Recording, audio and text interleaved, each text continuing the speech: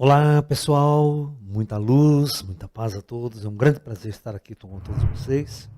Bom, hoje nós começamos o seminário especial com o tema Serviço da Luz. Como colocar nossas vidas a serviço da luz? Bom, primeiramente, vamos olhar o nosso mundo, a nossa sociedade. A nossa sociedade, ela criou um processo, principalmente a sociedade capitalista também, não dá para falar da comunista, não dá para falar das outras. Nosso mundo é um mundo de individualismo, tá? Ser humano, o fato do ser humano estar solitário e enclausurado dentro de um corpo, este ser humano, ele não tem uma realidade de interatividade externa. Ele só tem consciência de si mesmo como um ser isolado dentro de um corpo. Então vamos começar com esse registro, que a partir daí a gente vai entender muito bem a natureza humana e por que o mundo está desse jeito, dessa forma aí fora. Bom, então primeiro, muita coisa importante. Primeira coisa importante, o homem, se sente um ser isolado e solitário dentro de um corpo.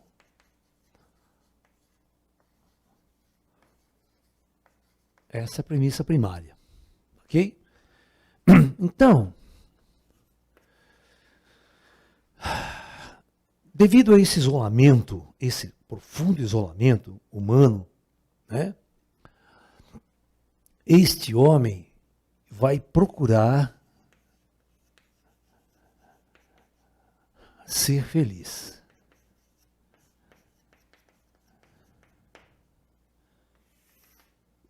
Ok? Só que essa busca da felicidade dele, ele vai buscar essa felicidade no mundo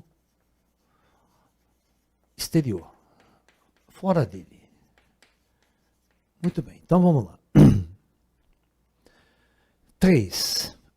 Este homem necessita sobreviver numa sociedade totalmente competitiva, onde ele vai competir em tudo.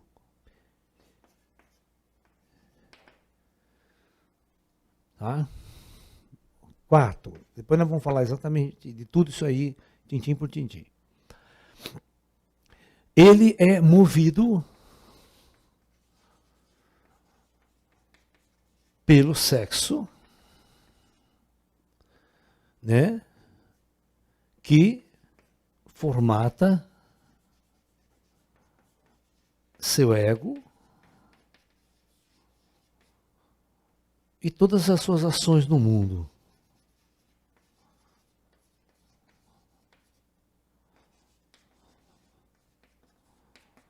Então, vamos tentar entender a partir daí, desse primeiro passo, entender o ser humano aqui na Terra.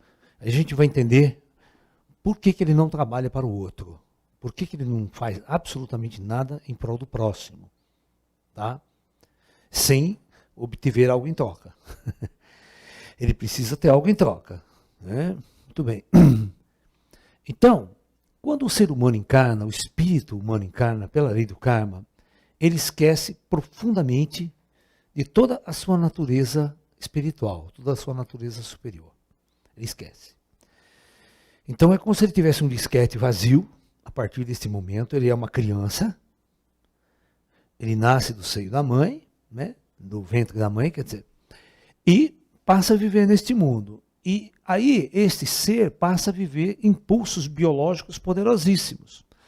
Freud já descobriu muito cedo, a chamada libido sexual infantil, que desde cedo uma energia muito poderosa, ligada ao corpo biológico, ligada à programação do androide, vai movimentá-lo. Então nós temos a chamada fase oral, que o Freud descobriu, que quando a criança dessa fase, para se alimentar, para sobreviver, ele vai em busca do alimento como se estivesse mantendo uma relação sexual com a mãe. Ele tem o prazer sexual na boca. Então por isso ele se alimenta, por isso ele mama. Só que envolvendo este processo existe já a conectividade né, do homem com algo externo que lhe dá calor, carinho e prazer. Então, presta muito bem atenção nisso.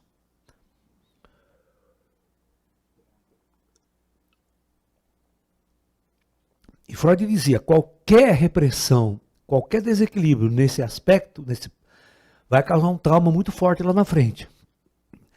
Se você reprime a criança, se você não dá amor para ela, ai, puta, ela taca a unha, dói. Se ela erra o pulo, ela taca a unha na perna.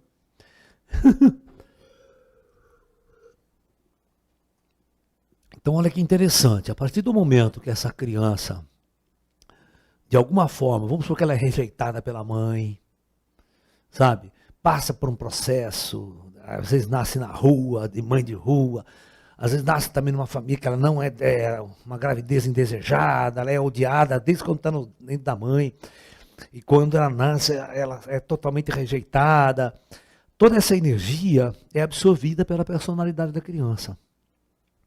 Tá? Parece que não, que a criança não sabe, mas ela sente tudo isso. Isso lá na frente vai formar a sua personalidade. Tá? A sua personalidade. Aí quando esse indivíduo passa pela fase anal, né, depois vem pela fase genital. Quando chega na fase genital, é a hora do indivíduo, ele é impulsionado a buscar o mesmo prazer, o mesmo conforto que ele tinha, né, quando estava junto da mãe, mamando no seio da mãe. Uma das questões interessantes que acontece, e todo casal faz isso, o menino começa a crescer, ele estava acostumado a ficar grudado na mãe, ter o amor, o carinho, o calor da mãe. Isso é um porto seguro para ele. Ele vai crescendo, a mãe já coloca ele num berço, distante do casal.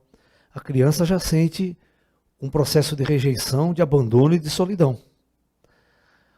Terceiro plano, quando ela coloca a criança em outro quarto. Já percebeu que às vezes aqui tem o quarto da criança? Enfeita tudo, enche de bichinho, mas o pai e a mãe estão distantes.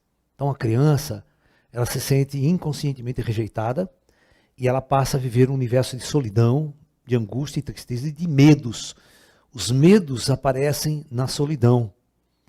Né? E aí começa a adquirir traumas desde a infância. Né? Muito problemático isso, muito bem. Aí quando a criança já que não tem mais o amor da mãe, o amor do pai, aquele contato sexual, afetivo, aquela coisa de prazer, ele vai crescendo e quando ele entra na puberdade, toda a energia sexual, toda a concentração vem para a área genital e ele vai então buscar isso lá fora. Vai buscar em outro, se apaixonar por uma menina ou menino, assim vice-versa, o ser humano vai buscar realizar no outro. Tá?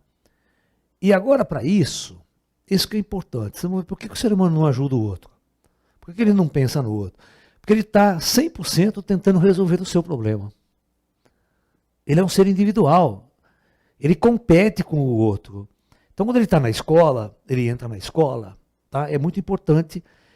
Vai ter assim, deixa eu mostrar para vocês uma coisa interessante. Como a formação da personalidade gera tudo isso que nós estamos conversando na aula de hoje. Né? Ele vai entrar na escola, no ginásio principalmente.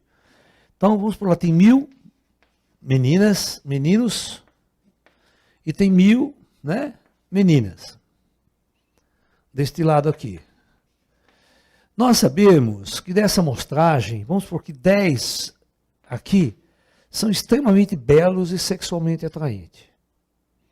Então, todos os outros que estão aqui vão competir para obter o amor e o carinho e a paixão daquele mais belo, porque esse desejar o mais belo é um impulso do programa do Android. O Android tem esse programa, você tem que se apaixonar por uma pessoa bonita. Você não pode querer fazer sexo com gente feia. Todos precisam procurar sempre o mais belo, porque isso é uma ordem genética. É uma ordem embutida no programa do Android. E isso faz com que todo mundo aqui, de todas as diferenças que existem, bonitos, feios, pobres, ricos, homossexuais, héteros, todo mundo vai se apaixonar pelo mais belo. E aqui nós começamos o maior processo competitivo de nossa sociedade. Então, num processo competitivo, você tem que destruir o outro para você ser o vencedor. Você vê que todos os nossos esportes, o único objetivo é você destruir o outro. Né? Não matando, claro que a gente não mata, né? Mas na antiguidade os caras matavam mesmo. Mas hoje não. Hoje a gente destrói o outro para ser o primeiro lugar. Porque só o primeiro lugar vai ser amado. Só o primeiro lugar em nossa sociedade vai ser premiado, vai ficar rico, vai ficar famoso. Tá? Então, inconscientemente, tudo isso está no seu inconsciente. Você precisa ser o melhor, você precisa ser o mais famoso, você precisa ser o mais poderoso, porque só assim, inconscientemente, você vai ganhar o amor dos mais e desse daqui. Então, o ser humano, presta bem atenção, ele vê o outro como um inimigo seu. É por isso que você vê uma mansão de milhões de reais e ao lado uma favela onde as pessoas não têm onde cair morta. Um não está nem aí com o outro. Você está entendendo? Porque todos competem para ser o melhor. E quando você é o melhor, você vai lutar para que ninguém chegue onde você está e tome o seu poder. Você está entendendo? Então, esse ser humano, no processo competitivo, ele vai buscar essas coisas. Aí vocês vão entender o jogo político, você vai entender aquela guerra na Ucrânia. Eu sou poderoso, eu vou lá, eu mato quem eu quiser, eu roubo quem eu quiser, porque guerra é um roubo institucionalizado. O que a Rússia quer fazer? Quer meter a mão na Ucrânia. Só meter a mão. Agora você vai ser minha, acabou. Vocês vão trabalhar, seus impostos, tudo vai ser para mim. Toda a riqueza que está aí é eu que vou administrar, não é vocês mais. É? Então o processo é competitivo. Né? É complicado, é complicado. Né? Então o indivíduo, para estar em primeiro lugar, ele precisa ser o melhor no sucesso, ele precisa ter fama, ele precisa ser rico, e precisa ser poderoso, ter poder. Tudo isso aqui ele precisa ter para estar em primeiro lugar. E todos esses processos aqui são para você deixar o outro de lado. Olha, não existe coisa mais chata no mundo, eu já vi isso, né? Já até participei no passado, né? Mas hoje eu não vejo mais nenhum sentido, eu aprendi muito na minha vida. Festival de música. Competição de música, competição de teatro, competir peças de teatro. Meu, não tem sentido essas competições, cara. A música depende de quem ouve. Eu posso gostar, você não gostar. Eu, por exemplo, eu detesto certo tipo de música. Tem outra pessoa que adora aquele tipo de música. Né? Quem está com a razão? Você está entendendo? Então, na verdade, né? Então, todo mundo está num processo de competição. E isso é inconsciente, porque você necessita ser o melhor para resolver aquele problema da felicidade, de estar bem, tal. Então, esses indivíduos não pensam no outro. Você vê, tem cara que ganha 10 milhões por mês de salário. Mas você nunca vê ele fazendo algo para o outro. Né? Você está entendendo? Você vê às vezes a classe médica. Quando que a classe médica faz um serviço de graça para um paciente? Né? Ele faz porque ele vai operar, ganha milhões fazendo uma operação, uma cirurgia, isso aí. É tudo bem pago. Né? O trabalho do cara é um trabalho útil para a sociedade, não tenha dúvida. Né? Mas até que ponto o trabalho dele, né? Se não pagasse ele fazia. Né? É aquela velha história, até que ponto, né? Mas tudo bem, é claro que na sociedade o trabalho tem que ser remunerado. Né? Mas não o trabalho do jogador de futebol, pô, ganhar 10 milhões, fazer aquela merda que faz. Porque essa é uma sociedade competitiva. Né? Eu quero que cada um de vocês olhem para dentro de vocês E vocês vão ver que vocês estão dentro de um universo depressivo, angustiado, triste. 24 horas por dia você tenta resolver o seu problema. E não há espaço para você pensar no problema do outro. E tentar, de alguma forma, usar parte do seu tempo, da sua vida, da sua energia, do seu trabalho, para servir o próximo. Você está me entendendo? Para servir a humanidade de alguma forma. Né? É por isso que no kardecismo, no espiritismo, os espíritos insistem muito no processo da caridade. Eles falam que sem a caridade não há salvação. O que eles querem dizer com isso? Sem a caridade não há salvação. Não é o processo de doar em si, é o processo de você sair de você. De você sair de só você. De você pensar só em você. De você estar só em você. E você se esquecer que ao redor de você existe o mundo.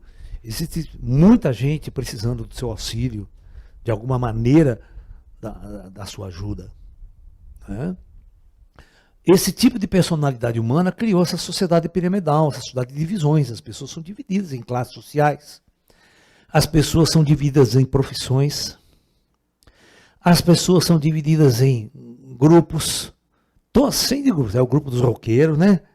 É o grupo dos motociclistas, tudo com aquele uniforme, com aquela roupa. As pessoas sempre andam em bando, né? É o grupo da Mancha Verde.